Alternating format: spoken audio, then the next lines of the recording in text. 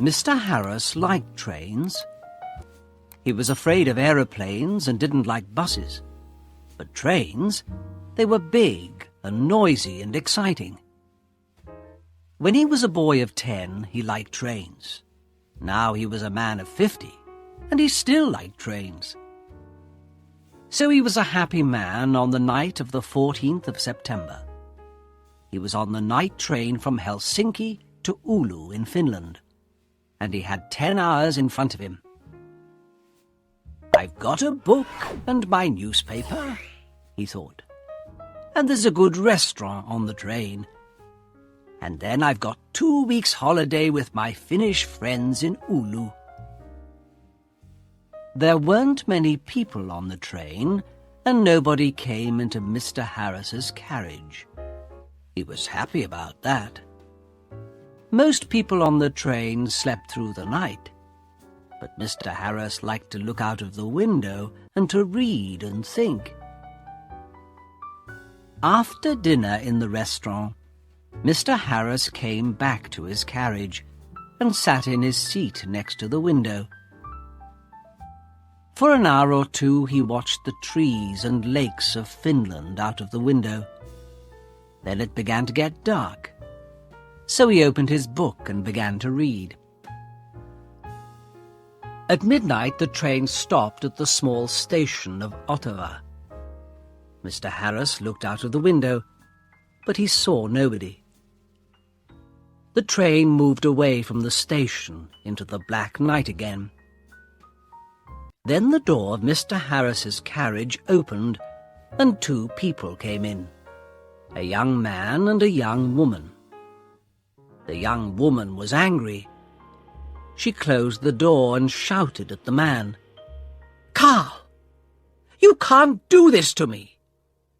The young man laughed loudly and sat down. Mr. Harris was a small, quiet man. He wore quiet clothes, and he had a quiet voice. He did not like noisy people and loud voices, so he was not pleased. Young people are always noisy, he thought. Why can't they talk quietly? He put his book down and closed his eyes. But he could not sleep, because the 2 young people didn't stop talking. The young woman sat down and said in a quieter voice, "Carl, you're my brother, and I love you. But please listen to me. You can't take my diamond necklace. Give it back to me now, please." Carl smiled. "No, Elena," he said. "I'm going back to Russia soon, and I'm taking your diamonds with me." He took off his hat and put it on the seat. "Elena, listen. You have a rich husband, but I have no money. I have nothing. How can I live without money? You can't give me money, so I need your diamonds, little sister." Mr. Harris looked at the young woman. She was small, with black hair and dark eyes. Her face was white and afraid. Mr. Harris began to feel sorry for Elena. She and her brother didn't look at him once. "Can't they see me?" he thought. "Carl," Elena said. Her voice was very quiet now, and Mr. Harris listened carefully. "You came to dinner at our house tonight, and you went to my room and took my diamond necklace. How could you do that to me? My husband gave the diamonds to me. They were his mother's diamonds before that. He's going to be very, very angry, and I'm afraid of him." Her brother laughed. He put his hand in his pocket, then took it out again and opened it slowly. The diamond necklace in his hand was very beautiful. Mr. Harris stared at it. For a minute or 2 nobody moved, and it was quiet in the carriage. There was only the noise of the train and it went quickly on through the dark, cold night. Mr. Harris opened his book again, but he didn't read it. He watched Carl's face, with its hungry eyes and its cold smile. "What beautiful, beautiful diamonds," Carl said.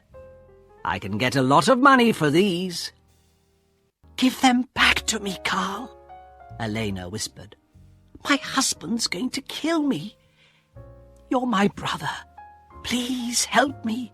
Please." Carl laughed again, and Mr. Harris wanted to hit him.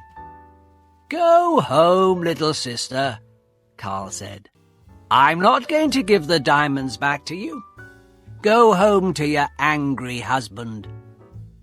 Suddenly, there was a knife in the young woman's hand, a long, bright knife. Mr. Harris watched with his mouth open. He couldn't speak or move. "Give the diamonds back to me," Elena cried, "or I'm going to kill you." Her hand on the knife was white. Carl laughed and laughed.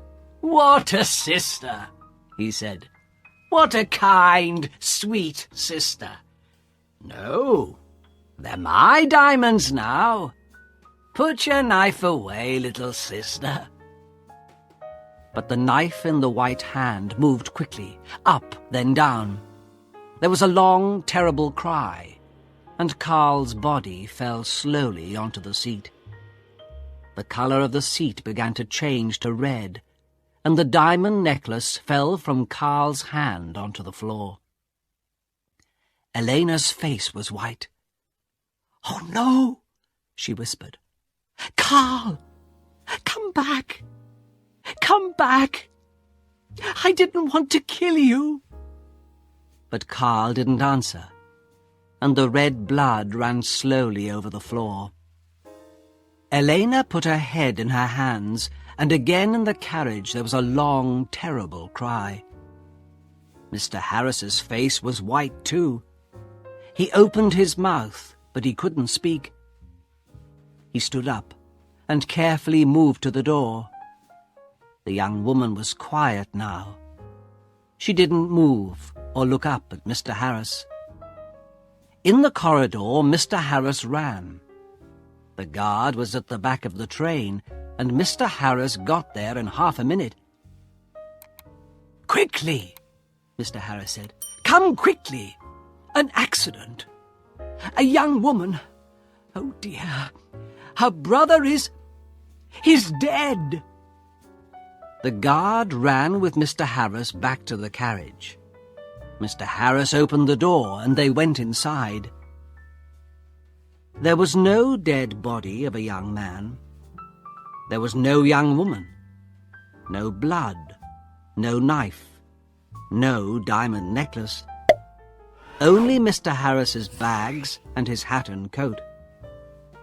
The guard looked at Mr. Harris, and Mr. Harris looked at him. "But," Mr. Harris began. "But they were here. I saw them. The young woman, she had a knife, and she killed her brother." "A knife, you say?" the guard asked. "Yes," Mr. Harris said quickly. "A long knife. And her brother took her diamonds, so she—" "Ah, diamonds," the guard said. "Was the young woman's name Elena?" he asked. "Yes, it was," Mr. Harris said. "How do you know that? Do you know her?"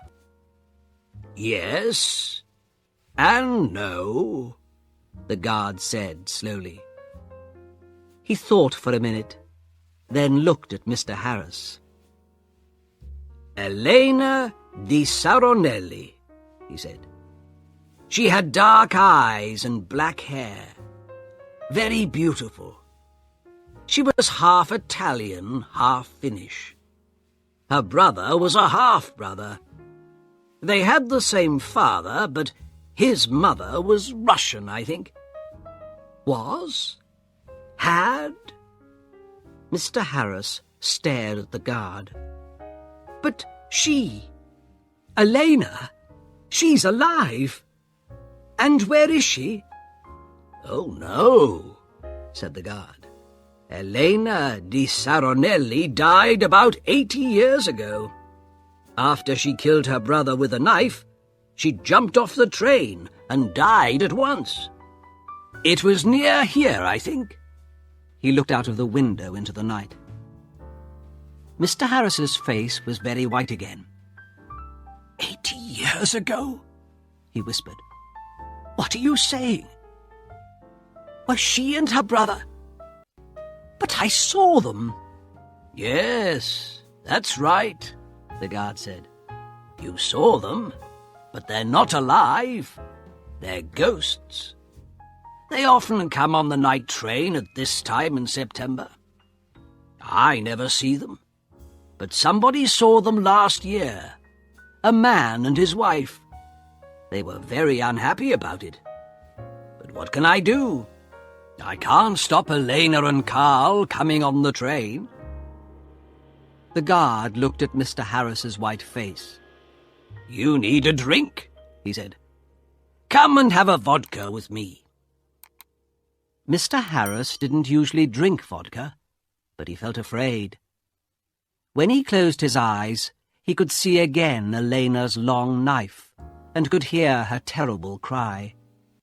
So he went with the guard to the back of the train. After the vodka, Mr. Harris felt better. He didn't want to sleep, and the guard was happy to talk. So Mr. Harris stayed with the guard and didn't go back to his carriage. Yes, the guard said. It's a famous story. I don't remember it all. It happened a long time ago, of course. Elena's father was a famous man here in Finland. He was very rich once, but he had 3 or 4 wives and about 8 children. And he liked the good things of life, so there wasn't much money for the children. Carl, the oldest son, was a bad man, people say. He wanted an easy life and money in his hand all the time. The train hurried on to Oulu through the black night, and the guard drank some more vodka. Now, Elena, he said, she didn't have an easy life with those 3 difficult men, her father, her brother, her husband. One year she visited her mother's family in Italy, and there she met her husband, Di Saronelli. He was rich, but he wasn't a kind man. They came back to Finland, and Carl often visited their house. He wanted money from his sister's rich husband. Elena loved her brother and gave him some money, but Di Saronelli didn't like Carl and was angry with Elena. He stopped giving her money, and after that, well, you know the story now. Yes, Mr. Harris said. Poor, unhappy Elena. Mr. Harris stayed with his friends in Oulu for 2 weeks. They were quiet weeks, and Mr. Harris had a good holiday. But he took the bus back to Helsinki. The bus was slow, and there were a lot of people on it. But Mr. Harris was very happy. He didn't want to take the night train across Finland again.